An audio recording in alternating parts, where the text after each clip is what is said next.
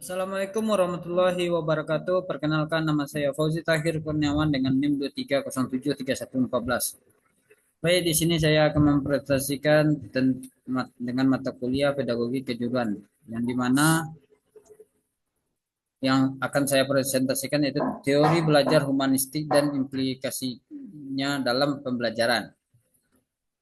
Saya akan mengambil poin-poin penting dalam teori pembelajaran humanistik ini dan implikasinya dalam pembelajaran. Langsung saja masuk dalam pembahasannya. Berdasarkan dari teori humanistik, ada beberapa hal yang harus kita pahami. Yang pertama, menekankan perkembangan manusia secara utuh. Belajar berkaitan dengan emosi dan kebutuhan. Tujuan utama aktualisasi diri. Dalam ini terdapat tokoh humanistik yang sebagai berikut: Abraham Maslow, Karl Rogers. Itulah dua tokoh humanistik. Dari humanistik tersebut, prinsip utama humanistik sebagai berikut. Yang pertama, kebutuhan dasar harus dipenuhi. Yang kedua, lingkungan belajar aman dan nyaman. Yang ketiga, kebebasan dan tanggung jawab. Hubungan positif guru dan siswa. Dalam prinsip ini sangat penting hal-hal sebagai berikut. Kebutuhan dasar terpenuhi. Lingkungan belajar harus dan nyaman. Kebebasan dan tanggung jawab perlu dimiliki dalam unsur humanistik. Contoh penerapan di kelas. Contoh penerapan di kelas pada seorang pendidik yang mana guru menghargai pendapat siswa, refleksi diri, konseling dan bimbingan pembelajaran sesuai minat siswa. Itulah beberapa contoh yang harus dimiliki oleh seorang guru pada saat penerapan di kelas. Implikasi dalam pembelajaran sebagai berikut, yang dimana guru sebagai motivator dan fasilitator. Yang kedua, fokus pada proses dan perkembangan pribadi. Yang ketiga, penilaian bersifat kualitatif. Pembelajaran berpusat pada siswa. Jadi, seorang guru harus memiliki implikasi dalam pembelajaran sebagai berikut yang telah saya sebutkan tadi. Mungkin itu dari poin penting pada heuristik.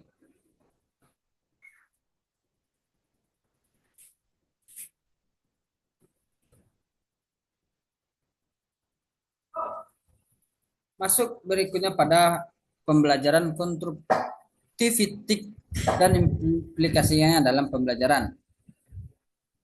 Masuk saja dalam teori itu.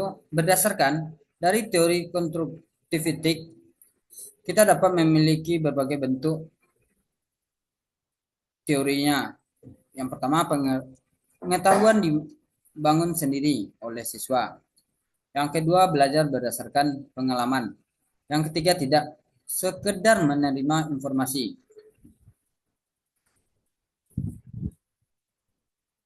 Tokoh konstruktivistik ada tiga tokoh yang makanya tuh. Yang pertama, Jan Piaget, Lev Vygotsky, John Dewey. Itulah tiga tokoh konstruktivistik. Di dalam konstruktivistik ada juga terdapat beberapa prinsip utamanya, yang dimana yang pertama, belajar aktif dan bermakna. Interaksi sosial itu wajib dimiliki oleh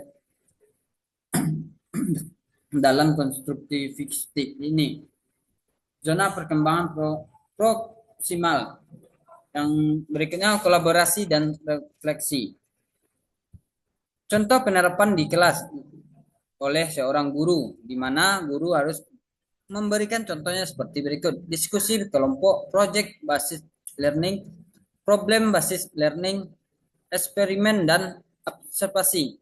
Eksperimen itu sama juga dimaksud dengan eksperimen memberikan atau menampilkan apa yang peserta didik mampu membuat dan melakukannya pengujian terhadap benda yang dibuat oleh siswa tersebut. Implikasi dalam pembelajaran.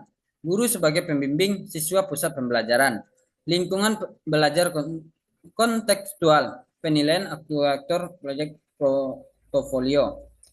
Implikasi dalam pembelajaran ini, guru sangat penting dalam memahami atau dalam proses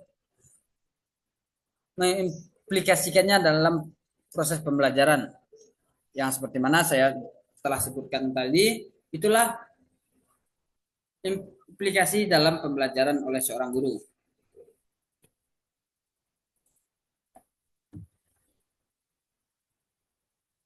Masuk dalam teori belajar kognitif dan implikasinya dalam pembelajaran.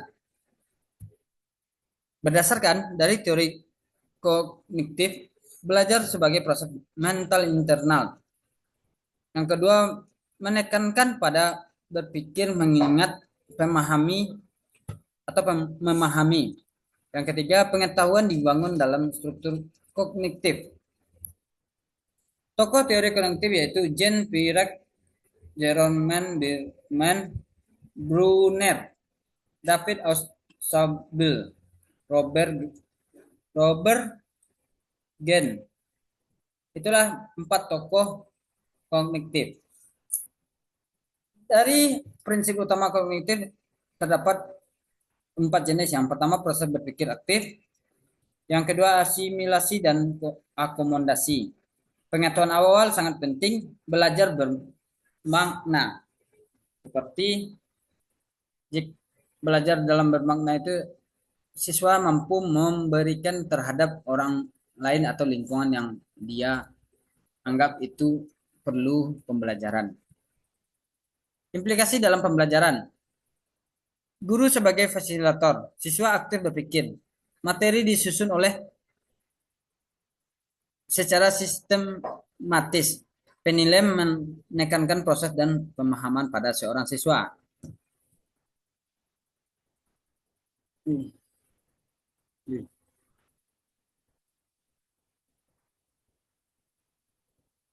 Terakhir masuk ke teori belajar behavioristik dan implikasinya dalam pembelajaran.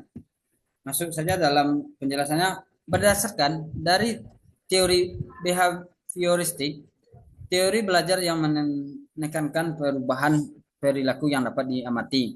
Yang kedua, belajar terjadi melalui stimulus dan respon. Yang terakhir, perilaku diperkuat dengan penguatan.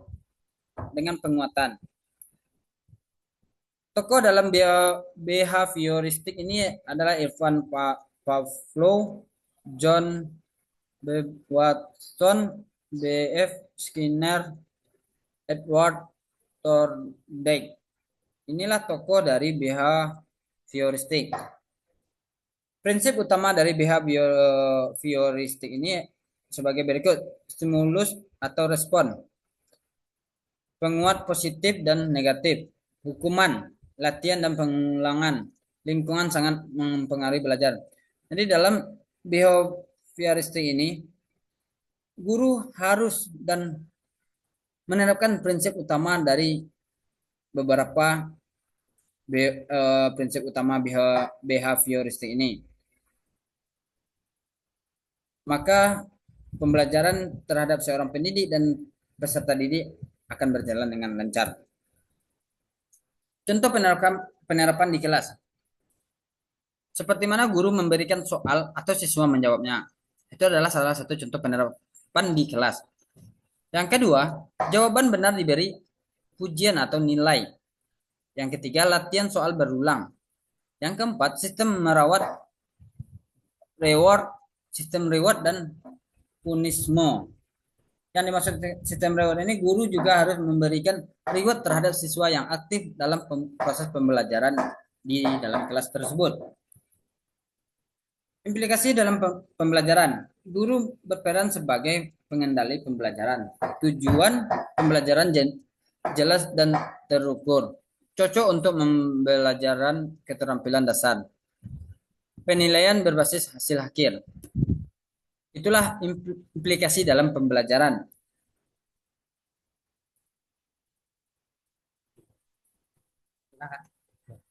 Mungkin itulah yang dapat saya jelaskan atau presentasikan poin-poin penting dalam.